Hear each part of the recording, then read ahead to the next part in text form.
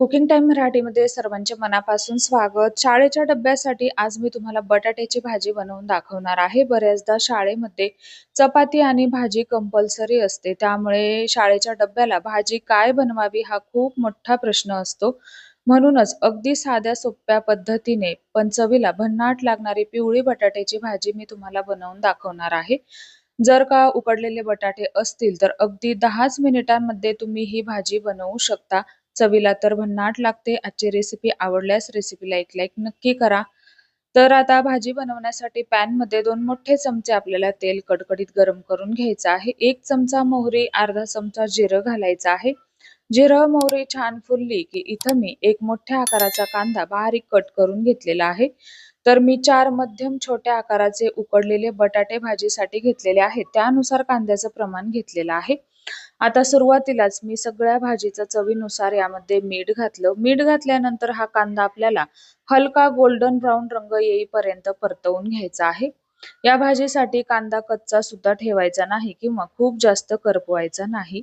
आता बटाट्याच्या भाजीसाठी आपण वाटण पाहणार आहोत. तर त्यासाठी इथं मी 5 ते 6 हिरव्या मिरच्या घेतलेल्या आहेत. 2 तुकडे आल्याचे घेतलेले आहेत. 7 ते 8 लसणाच्या पाकळ्या घेतलेल्या आहेत. तर आलं या बटाट्याच्या भाजीमध्ये नक्की वापरा.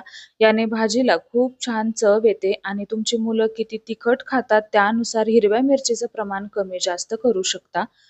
आता आपला कांदा छान असा परतला गेलेला आहे. आता यानंतर आपण वाटून घेतलेलं वाटण यामध्ये घालायचं आहे. आता इथं आवडत असल्यास तुम्ही धने पूड, जिरे पूड सुद्धा वापरू शकता किंवा अख्खे धने वाटणासोबत सुद्धा या भाजीमध्ये वापरू शकता. वाटण घातलं. आता हे आपल्याला हलकसं या कांद्यासोबत परतवून घ्यायचं आहे. हे छान परतलं गेलं की लगेचच यामध्ये आपल्याला एक छोटा चमचा हळद घालायची आहे. मूठभर बारीक चिरलेली कोथिंबीर घालायची आहे. तर माफ करा, यामध्ये मी अर्धा छोटा चमचा हिंग सुद्धा घातलं. माझ्याकडनं स्किप झालेलं आहे. आणि इथं तुम्ही कढीपत्ता सुद्धा वापरू शकता. हळद आणि कोथिंबीर या कांद्यासोबत छान असं परतवून घ्यायचं आहे. हे परतलं की लगेचच यामध्ये आपल्याला उकडलेले बटाटे घालायचे आहेत. तर इथं मी 4 मध्यम छोट्या आकाराचे बटाटे घेतलेले होते.